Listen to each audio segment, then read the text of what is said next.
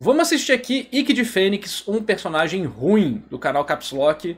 Um vídeo de 7 anos atrás. Eu não manjo de Cavaleiros do Zodíaco, eu gosto contextualmente, sei um pouco da mitologia, mas eu sou totalmente leigo. Então nesse react eu vou pedir a ajuda do chat para confirmar ou discordar do que o Caps Lock vai estar falando aqui, beleza?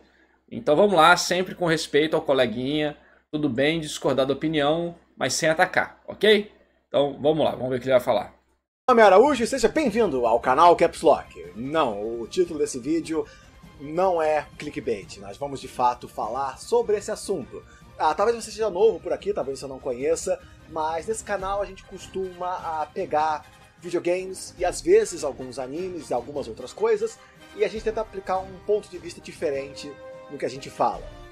E às vezes eu consigo mostrar como olhar certas partes de certas obras e o ponto de vista que talvez não seja aquele que você tinha na sua infância.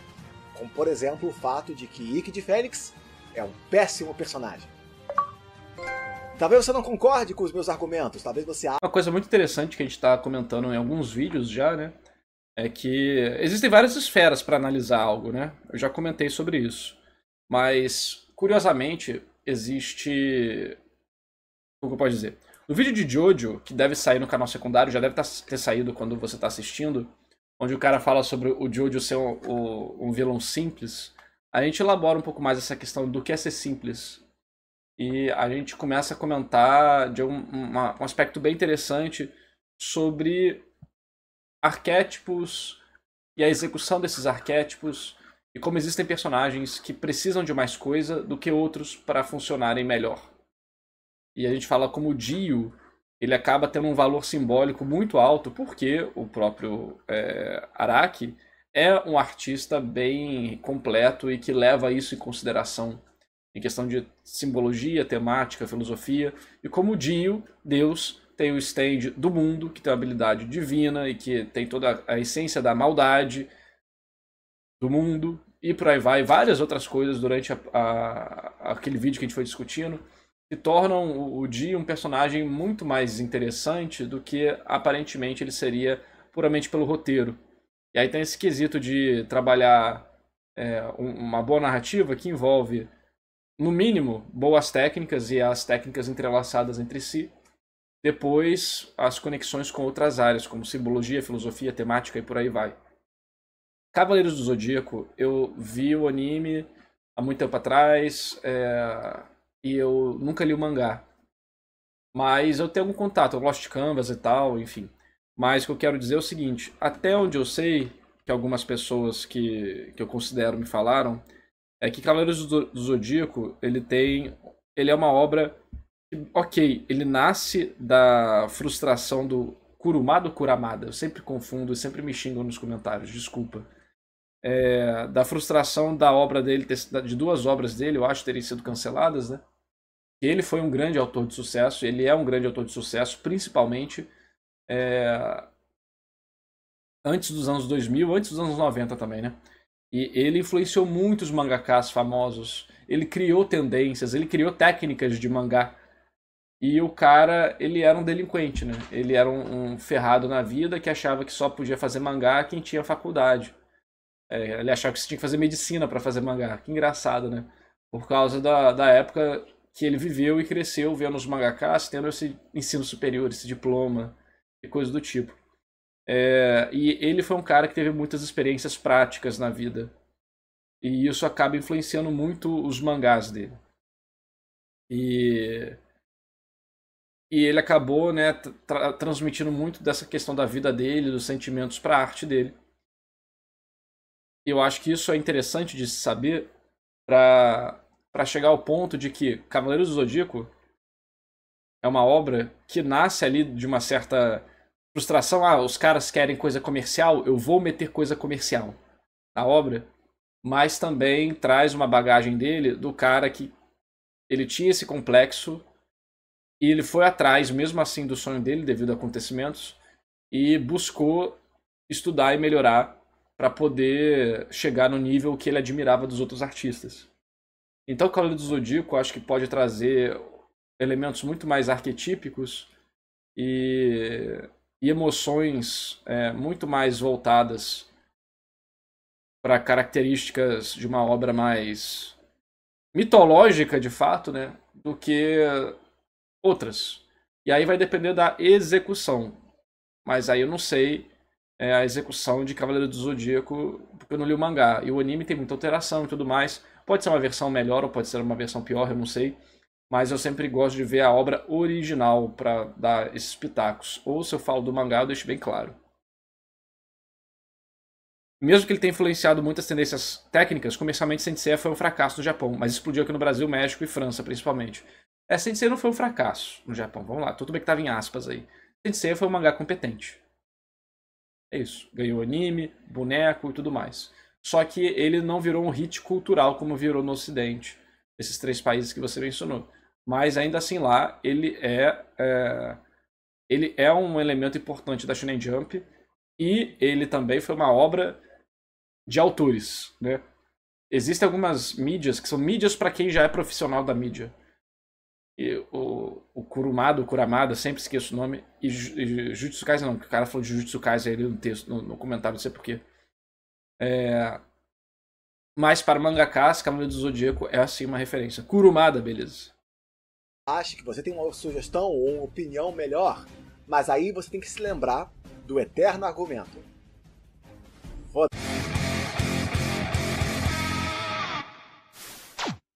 Personagens como Ikki de Fênix, numa obra como Saint Seiya, servem como um perfeito exemplo das melhores e piores coisas que existem em animes shonen do início dos anos 90, e da série Cavaleiro Zodíaco como um todo.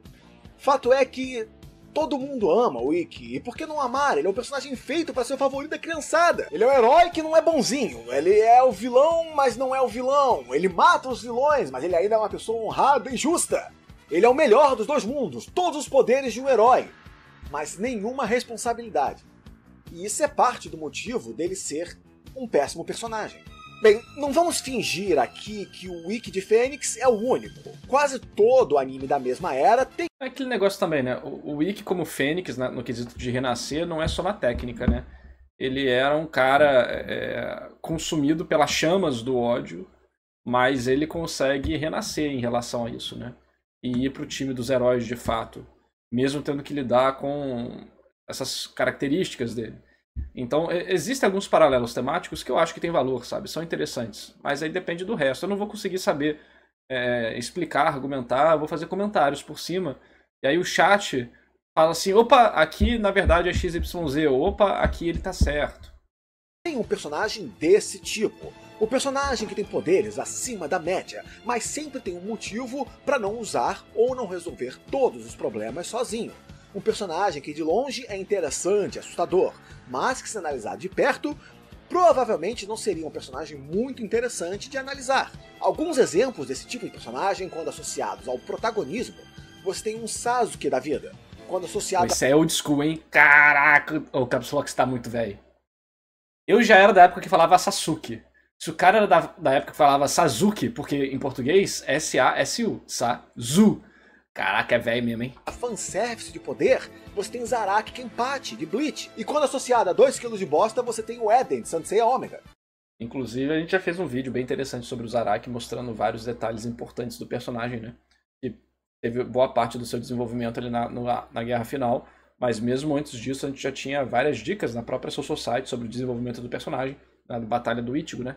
Que ele não escuta a espada, depois ele pede pra espada falar com ele, aí a Tiro tá ali do lado, a gente vê o flashback, daí a Tiro surgindo do nada, e vários outros detalhes assim, né? Que algumas obras, elas trabalham com... Existem, como eu falei, existe a parte mais mitológica e simbólica, que depende de uma boa escrita também para fazer efeito, e também tem a questão de obras que trabalham de forma implícita, que ela tem o que você imagina que deveria ter num shonenzão de porrada, por exemplo, mas ela ali por trás traz muito mais coisa. Bleach é assim, Jojo é assim, One Piece em relação à construção de mundo e relações é assim também. Então, existem vários tipos de obras diferentes, né? Em geral, o que eu quero dizer é que esse tipo de personagem não é novo, nem inovador, nem exclusivo a Saint Seiya. Existem dezenas de exemplos. Mas aqui a ideia é analisar Ikki dentro do contexto de como a maioria dos fãs veem o personagem. E então o porquê dele ser um personagem mal escrito. A função principal de Ikki de Fênix na obra de Saint Seiya é ser uma desculpa para o roteirista. Afinal, uma história onde os heróis nunca são derrotados se tornaria muito tediosa muito rápido. E o Ikki está lá para resolver esse problema. Quando os heróis nunca são Em geral, sim, histórias de personagens que não são derrotados tendem a ficar tediosas, mas você tem outros pilares de interesse que você pode fazer a história ficar interessante, né? Com os desafios não rondando necessariamente a batalha, e a batalha trazer desenvolvimento para os personagens ou coisa do tipo. Então, mesmo que ele ganhe, o leitor vai receber drama e desenvolvimento e outras coisas, engajamento, que não dependa só do combate, né? O problema de só vencer vira o problema de solo leveling a partir da Ilha das Formigas, principalmente. Onde o negócio... Mano, os monarcas, foda-se, os rank S, foda-se, o mais forte do mundo, foda-se. E vira um ponto que, tipo... São vários problemas diferentes que atrapalham, mas tem parte desse núcleo, né? De... Não é nem a derrota apenas que não existe. Não existe nada. Nada. Só o Sujinwo sendo foda. Desafiados ou derrotados, não existe tensão nenhuma na história. Mas se os heróis só lutam em batalhas até a morte, como é o caso de quase todas as lutas em Saint Seiya, você não pode deixar os heróis morrerem, senão a história acaba. A solução... Isso é um problema de organização mesmo de história. Então, aqui é ter um personagem com motivo para nunca estar por perto. Eu ia falar sobre a questão de luta até a morte, né? Isso é um negócio que anime de esporte, mangá de esporte também tem uma certa vantagem, que os riscos são menores, né? Então você pode fazer dramas maiores com riscos menores. E importa. Histórias que acabam escalonando muito são muito problemáticas, né? E aí se o protagonista morre e a história acaba, o protagonista não morre. E aí você tem essa previsibilidade e essa questão de uma dificuldade extra de como administrar uma história nesse nível de risco e stakes, né? Tipo, se o mundo vai explodir, né? Mas que sempre aparece na hora certa. Sim, o Kurumada fez o Ring Nikakero, ele fez outros também. Ele foi inspirado em vários mangás da época parecidos, e até de esporte também, né? Mas ele sempre trabalhou muito mais a emoção da luta do que a luta em si, né? Então, essas características do autor. E derrota qualquer adversário em seu caminho. Assim, um roteirista consegue, em qualquer momento que ele desejar, criar tensão e drama e resolver essa tensão e drama sem precisar inventar uma desculpa esfarrapada para a vitória do herói. Como, por exemplo, a vitória de Ichigo contra o Kyoha em Bleach. Não, pô, pelo amor de Deus, Caps Lock, como assim? Você teve mais de... Até aí vão dizer que são 300 capítulos. Você teve, tipo, 300 capítulos de desenvolvimento do Hollow até aí. Teve o treino com os Vizards, teve treino com os Vizards, teve o Hollow aparecendo na Soul Society, teve o Ichigo conversando com o Hollow interno dele várias vezes. Teve o Hollow falando, se você for morrer, eu vou aparecer. Você não pode morrer, porque se você morrer, eu morro. E eu sou o Zangetsu, eu te protejo, eu te ensino. Aquele cara ali é um impostor. Tipo, o Ichigo com medo do poder Hollow dele durante o arco todo. O Hollow tomando conta dele, ele falando, cara, o Hollow tá me controlando, não posso deixar isso acontecer. Aí o Caps Lock acabou ignorando muita coisa. Então discordo fortemente dele aqui. Ou todas as lutas de Eden em Saint Seiya Ômega. No entanto, Ikki é escrito de uma forma um pouco mais inteligente, pois no conceito do personagem é inserido um pequeno truque. Na verdade, ele não vence tanto quanto você acha que ele vence. Se olharmos apenas as lutas canônicas, ou seja, aquelas que estão no mangá original, escrito por Masami Kurumada, cobrindo do início do mangá até a saga de Hades, Ikki, a partir do momento que tem a sua armadura de Fênix, tem 12 lutas em Saint Seiya. Dessas 12 lutas, ele venceu 4. Tem 2 lutas nessa lista que eu pessoalmente não considero, e que derrubam essa margem de 12 para 10. Essas são as lutas de Ikki contra Shun, Seiya, Shiryu e Yoga no início da história. Mesmo ele tendo sido derrotado nessa luta, era uma luta de 4 contra 1. Então não é um absurdo desconsiderar essa luta. A outra é o mesmo motivo. Ele também foi derrotado ao lutar contra Poseidon. Mas nessa luta ele estava lutando junto com os outros cavaleiros contra Poseidon. Então, se vamos anular uma, é justo anular a outra. Então, com uma média de 4 vitórias em 10 lutas, Ikki de Fênix na verdade tem uma taxa de vitória em Saint Seiya até a saga de Hades de 40%. Eu não vou analisar. Efetivamente isso não importa pra nada narrativamente, né? Você pode dizer que os fãs acham ele muito foda, né? Mesmo ele perdendo luta. Mas não é só a luta que traz a sensação do cara ser foda, né? Essa construção do mito do personagem, como ele perde, ele nunca baixa a cabeça, essas coisas. Analisar aqui individualmente cada uma dessas lutas, pois esse não é o propósito aqui, e com toda certeza quem quiser defender... Inclusive a questão do personagem perder, como os outros não podem perder tanto assim, né? Torna ele um destaque e faz com que as pessoas gostem dele, porque mesmo perdendo, ele vai até o fim. Que diferente nesse ponto, vai ignorar qualquer argumento que eu tiver para colocar na frente de qualquer jeito. Mas vamos refrescar a memória de quais elas são. E apenas lembrando para as crianças de memória curta, eu estou falando apenas de lutas canônicas! A primeira luta foi contra Nath de Lobo, na Guerra Galáctica. Eu não estou considerando a luta contra Jabu, pois ela não foi realmente uma luta 1 contra 1. Foi mais o Ikki pegando Jabu de surpresa ao interromper a luta dele contra Shun. A segunda luta oficial de Ikki foi contra Capella, e essa ele simplesmente venceu. Depois, ele lutou contra Dante, e embora Ikki tivesse vantagem na luta, ele abandonou a luta e deixou o oponente para Shun lidar com ele. Ele simplesmente foi embora, largou a luta e abandonou. E você pode dizer o que quiser, mas o fato é que ele não venceu a luta. Ele abandonou a luta. E Mas ele venceu a luta? Tipo, dá pra saber se ele venceu a luta. Tipo, ele desceu a porrada no cara e falou, nossa, patético, foi embora. Ele venceu, mas não sei, eu não vi Cavaleiros. Coisa além disso seria pura especulação sua ou você sendo fanboy. Porque aí nós estamos comparando o fato de que ele abandonou a luta versus a sua crença de que ele venceria com certeza. A próxima luta real de Ikki foi então contra Shaka, o grande grau dourado dos mimados que querem ser superiores a todo mundo, dizendo que eles são fãs do personagem mais forte. O que a maioria esquece... É legal que isso acontece desde antes, né? Não é novo de Jujutsu Kaisen isso, acontece desde sempre. Ah, eu sou fã do personagem mais forte, meu personagem é mais forte, isso é muito doido. E Cavaleiros do Zodíaco é do seu signo ainda, pior ainda. É que essa luta Ikki não venceu, ele empatou. Ele tentou se matar e levar Shaka junto. E de novo, você pode tentar distorcer os fatos e realidades, dizer que na verdade Ikki não estava se matando, pois ele sempre ressuscita. Fato é que ele sabia que não podia vencer Shaka sem um ataque suicida, sem se sacrificar. E foi isso que ele fez. E ele mesmo diz isso, e isso é explicitamente escrito e reconhecido no mangá original. E você dizer o contrário é pura babaquice. O motivo é simples. Esse momento na história é quando o Ikki resolve fazer algo diferente. Ele opta por se sacrificar para ajudar os outros. O personagem quase sem personalidade, com a história mais fina e superficial de todos os personagens Saint Seiya, faz um sacrifício nobre para proteger Athena e seus companheiros. Esse sacrifício é muito mais simbólico e um momento de honra e orgulho que elevam o personagem. E querer arrastar esse momento para baixo apenas para dizer que o seu personagem favorito ganhou mais uma é pura babaquice. E isso reduz o valor do personagem na história. Até porque, mesmo se você considerar essa luta como uma vitória pro Ikki, ele sai de 4 vitórias para 5. E daqui a pouco você vai ver, isso não é muita coisa. Então, se você faz tanta questão assim, tudo bem, segure essa glória enquanto você pode. Sua próxima luta então vai ser ao final das 12 casas, contra Saga de Gêmeos. E aqui é necessário uma consideração.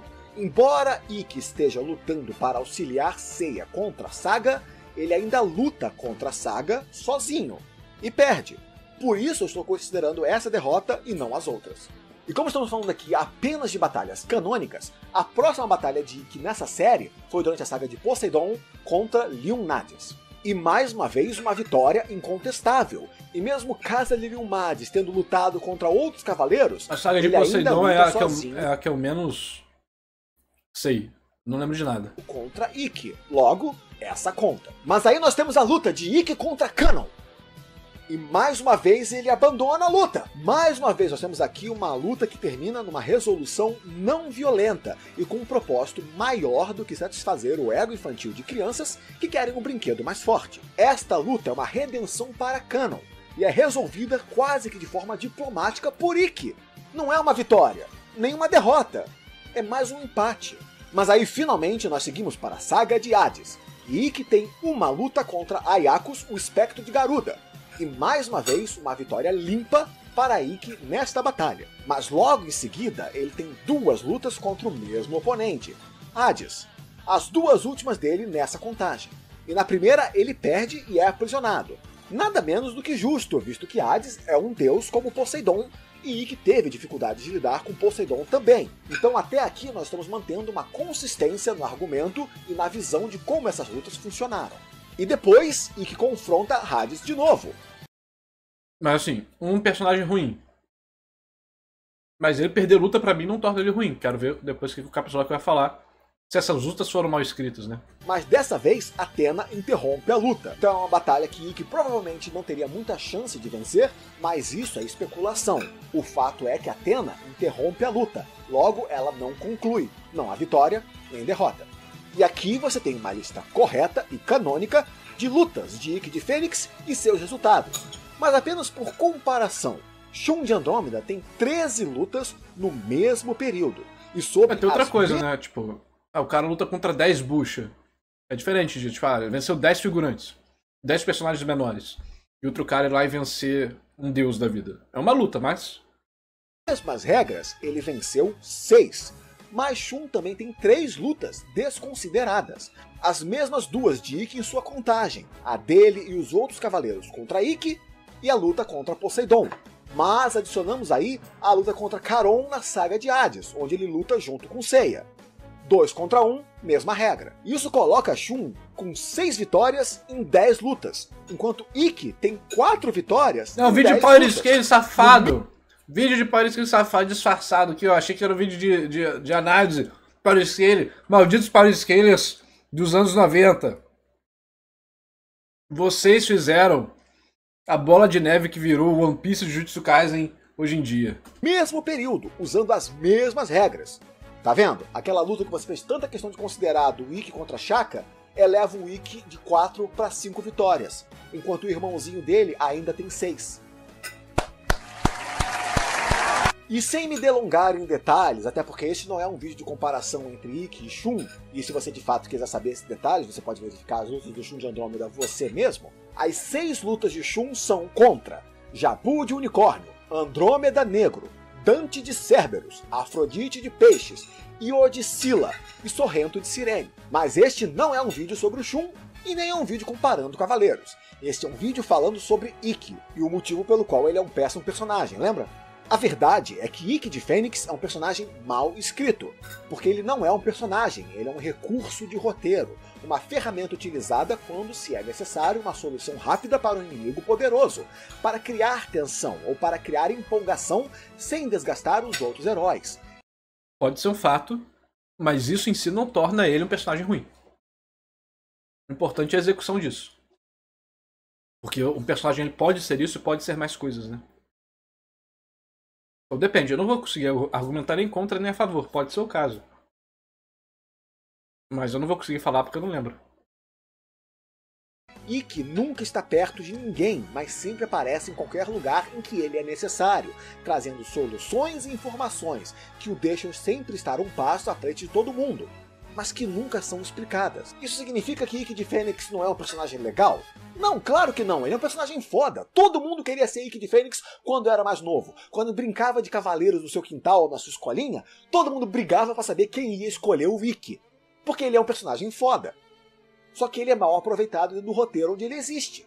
Ele é mais poderoso que os outros cavaleiros? Claro que sim! No meu vídeo falando sobre Shun de Andrômeda, eu mesmo disse que Ikki precisa ser excluído da seleção de heróis de bronze justamente porque ele não segue as regras que os outros seguem. Ele é um personagem com seu próprio conjunto de regras, e logo, ao analisar o personagem, você tem de analisar este conjunto de regras. A função de Ikki de Fênix na obra de Saint Seiya eu já expliquei nesse vídeo. O currículo do personagem, conforme escrito pelo criador do personagem, nós também já vimos. Então o que falta? Entender por que ele é assim. Muito do desenvolvimento de Ikki como personagem é feito de forma indireta e discreta no correr de toda a série. Ele não é um personagem que revela seus pensamentos e sentimentos, e nós temos poucas cenas que refletem a personalidade dele. A única motivação que temos de Ikki no início da série até a Casa de Virgem é que ele está puto com Mitsumasa Kido e Saori por Mitsumasa ter enviado crianças para todos os locais do mundo para morrer ou conseguir as armaduras sagradas de Athena. Lembrando que esses são os próprios filhos de Mitsumasa Kido, logo é no mínimo justificado. Ainda há logo no início da série regras estabelecidas dizendo que Ikki era nobre e bondoso no início da série, antes disso acontecer, e que o gatilho final para deixá-lo traumatizado, o deixando uma pessoa amarga, isolada e fechada, foi seu treinamento na Ilha da Morte. A única mudança grande no personagem vem da forma explícita na luta da Casa de Virgem, em que ele se sacrifica na tentativa de ajudar os outros, em especial seu irmão. Depois disso, a única grande mudança do personagem vem na luta contra Canon, na saga de Poseidon. Mas ele vai precisar de mais mudança? O personagem vai precisar de mais mudança? Ou o arco dele acabou? E outros personagens vão receber o arco? Ou a história vai se focar uma história com personagens sem arco, tipo Joe de parte 3, Indiana Jones, Joe de parte 5. Onde Ikki diz a Canon que ele deveria retribuir a bondade de Athena e ajudar a salvá-la. Lembrando que desenvolvimento de personagem narrativo é diferente de desenvolvimento de personagem, ponto, também, né? Também tem isso. E assim fecha o arco do personagem, levando o personagem que no início da série odiava Athena para o personagem que no final da série passa a protegê-la. Isso mostra que o personagem tem um arco de história, um desenvolvimento, mas como ele é mantido fora de cena a maior parte do tempo, ele é usado apenas para resolver problemas de roteiro e causar excitação. Ele passa a imagem discreta de um personagem reservado e misterioso. Em conclusão, Ikki de Fênix é um bom personagem, preso nas mãos de um roteirista ruim.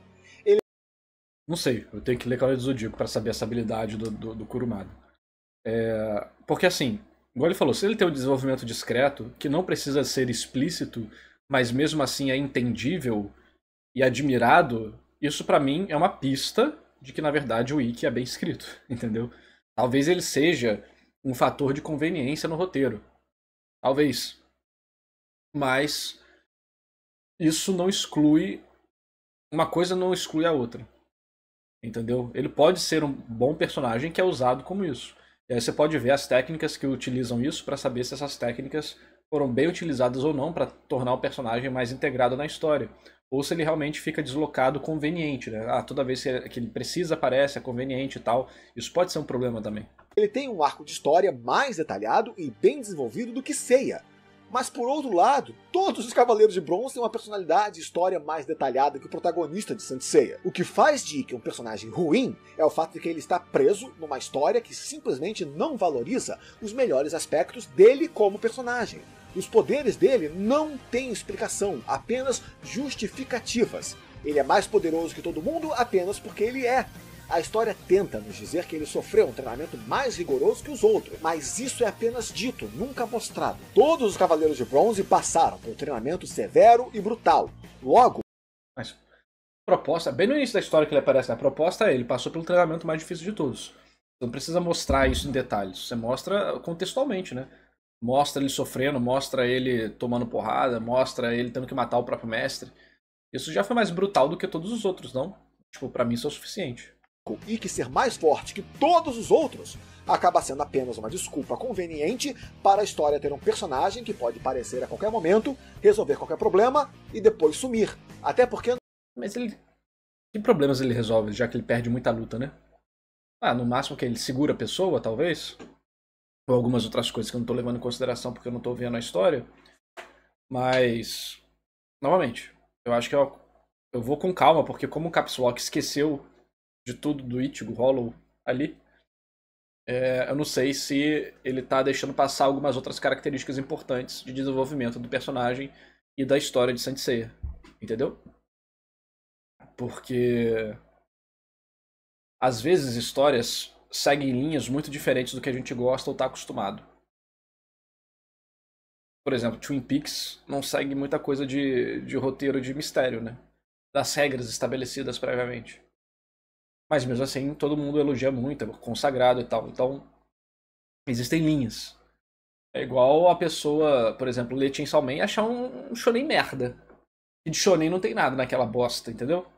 Mas isso não tira o mérito de Chainsaw Man, parte 1 especificamente, ser uma obra bem escrita, com várias coisas interessantes, tem personagens marcantes e tudo mais. Você pode não gostar da forma que Chainsaw Man trabalha, mas não significa que ele trabalha mal. Entendeu? Não custa lembrar que no raciocínio original da série Saint Seiya, Ikki era para ir para a ilha de Andrômeda. Vai me dizer que se ele tivesse pego a armadura de Andrômeda ele também seria mais poderoso que todo mundo? Especular? Não, né? Provavelmente não. Porque não é só a pessoa, né? É a armadura e o treinamento e a emoção. Como o Cosmo. Tipo, o simbolismo do Cosmo em Cavaleiro do Zodíaco é muito grande, né? Que é literalmente você ter o Cosmo dentro de você. É literalmente a energia do universo infinita, né? E você tem os vários sentidos acima. Então você é quase. Você tem. Você ter o Cosmo dentro de você, o Cosmos, meio que tematicamente já diz, você tem poder infinito.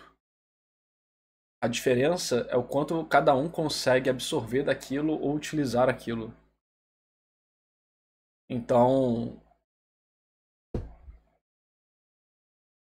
será que o Ikki teria a mesma vivência sendo Andrômeda? Será que tem um nível pessoal individual? Esse nível pessoal individual é alterado de acordo com outras características? Não sei. Não conheço Cavaleiro do Zodíaco a esse ponto. Então, eu acho que tem muita coisa a se considerar porque o Cavaleiro do Zodíaco é uma obra que trabalha muito mais esses elementos sutis, implícitos e temáticos.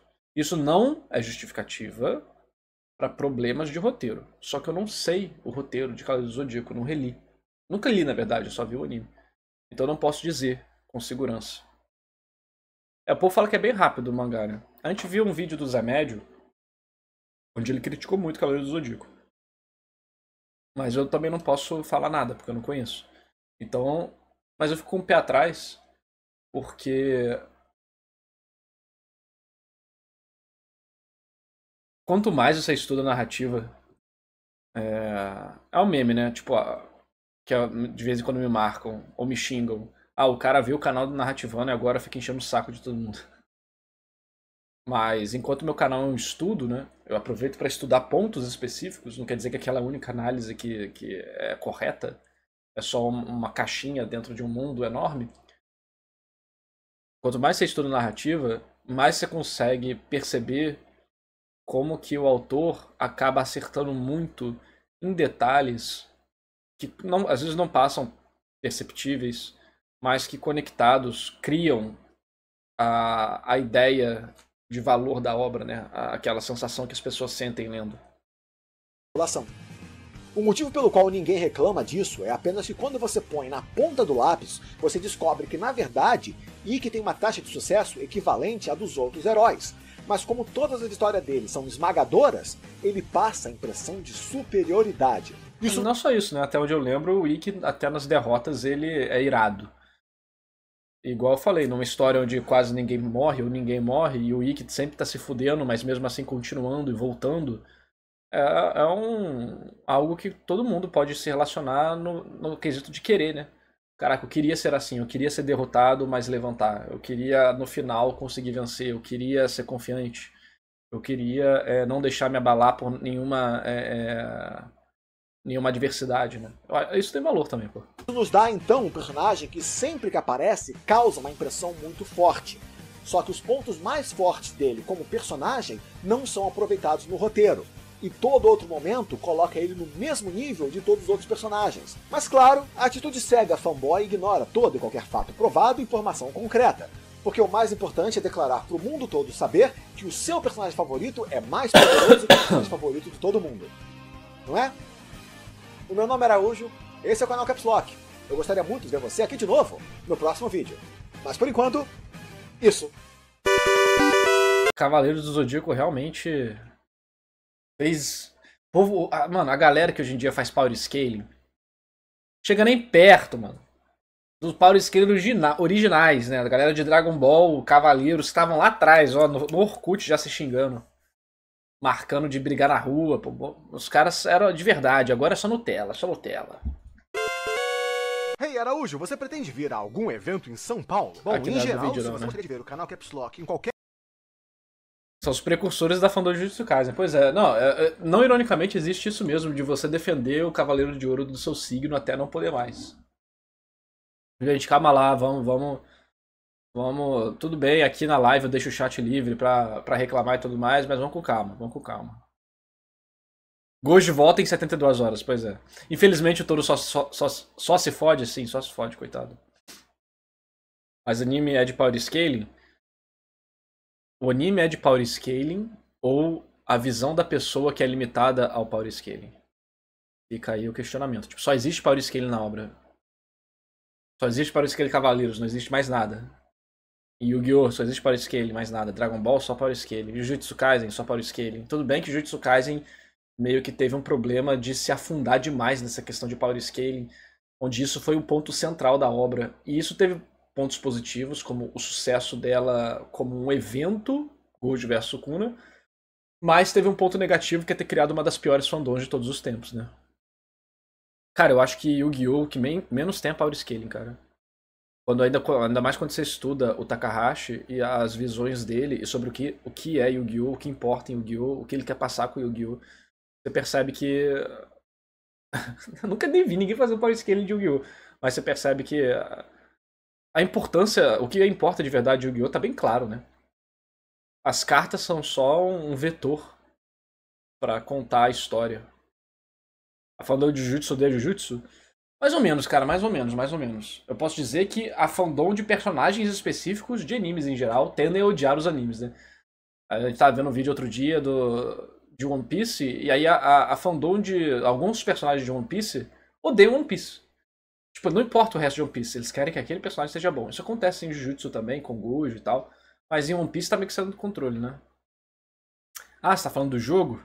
Ah, todo card game competitivo, ou jogo competitivo, vai ser uma comparação de habilidades, né? Por definição. Aí não é, nem é power scaling, pô. É um jogo, pô. Fandom de chip é pior, é assustadora também. A fandom do Gilgamesh é assim mesmo, pô. A fandom do Gilgamesh é meio maluca também. Eu sou muito fã de Jujutsu. Mais de um tempo pra cá comecei a ficar com nojo da fandom. Eu já tenho nojo da fandom há muito tempo, antes de ser moda. Toda vez que eu fazia uma crítica, o povo vinha ficar chorando nos comentários, aí no final aconteceu tudo exatamente como eu falei. Todas as críticas se concretizaram. Aí os caras ficaram peninho, né? Tentaram me dar ratio, falharam miseravelmente. O nego criou conta fake, eu tenho print disso. O nego criou conta fake, usou 5 contas pra dar retweet. Às vezes a galera, sei lá, eu tenho pena dessas pessoas. Não sei de saudade das ameaças, só da fandom de Kimetsu no Yaiba. Mas já tá de volta.